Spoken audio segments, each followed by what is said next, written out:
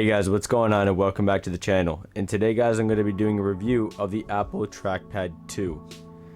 With the Apple Trackpad 2, we're just going to be reviewing what I use it for primarily, what it's good for, what probably you shouldn't buy it, or why you shouldn't buy it, and actually is it worth the cost, because it's not cheap.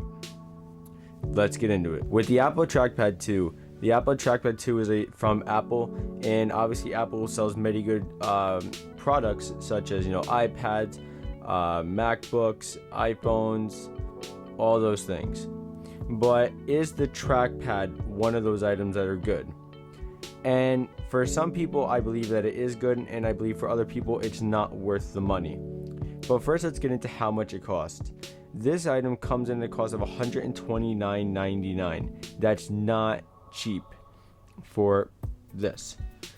Now with the Apple Trackpad 2, what I primarily use it for is when I'm editing in Premiere Pro, zooming in and out of the timeline, and I also use it primarily, well, not primarily, sometimes when I am in just using my regular MacBook on a day-to-day basis when I'm swiping in and out. And you can also go up, I think it's with 3 fingers, you go up and it can show you like different things, like your different windows that you have open. Like right now I just did mine, I have Spotify open and Premiere Pro, and then I scroll back down and it goes back to that one. So that's some things that it can be useful for, but in the long run, is it really worth it for you? Now I've seen people use the trackpad as what I at least saw in the video, that they're using that, I think, as their main movement of how they move around the screen, and not using a mouse, but they use a trackpad. For me, I don't like that. I think I replaced it or just used it like that for a little while. It wasn't for me. I don't like it. I rather have a mouse. For me, I have the Logitech MX Master 3 mouse. And there's a video that I'm gonna put here, and if you want to watch that video, go ahead over and watch it. But back to this, the Apple Trackpad 2, it is good for video editing for Premiere Pro users. I am not a Final Cut Pro user. I do not know if this works in the way that I use it in Final Cut, so I can't tell you that.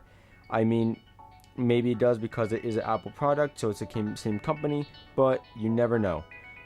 With this guy, what I use it for primarily, again, in Premiere Pro, is zooming in and out, and that's how I use it. I don't know if you can use that in Final Cut like that. I do know, however, in DaVinci Resolve, I was not able to when I tried it, just how I tried it on Premiere Pro. Now, with the Apple Trackpad 2 coming at $129, and that's before tax, so probably, it's gonna be maybe $140, $135, maybe even $150. I don't really know exactly how much, so I'm not gonna put numbers out there. But with this guy, you have to really think, is this something that I really want to spend, when you can get a mouse that's gonna be cheaper than that? The MX Master mouse is $100. The Apple mouse, I think, is $70 something, and there's other ones for however amount. So you have to really weigh it out and say, okay, well, is this something I need or something I don't need? Because $130 pre-tax is kind of a lot to be spending on something that you're not totally sure of. And honestly, that's how I did it. When I bought it, I looked at it because I think I saw it in other people's videos. And before I forget, it just came to me, this can be in matte black, I believe it is, or the name, it's black. You can get it in black as well, which obviously all the black ones are going to be a lot more expensive, probably another $30.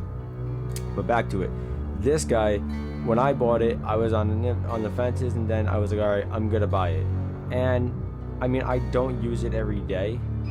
Would I consider returning it? No, I don't think that there's a reason. I mean, to zoom in and out, I think that it's good for that purpose, but if I couldn't use that in Premiere Pro, then maybe I can think a little bit more about it, but I don't think I would. I think I would just keep it.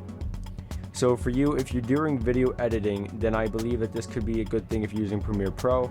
But if you're using DaVinci Resolve, then if you want to use it in that sense, then it's not the right one for you. Don't get it. But if you are going to just use it, just have it for an everyday basis, and just if you can use it for just your Mac using, then it can be okay.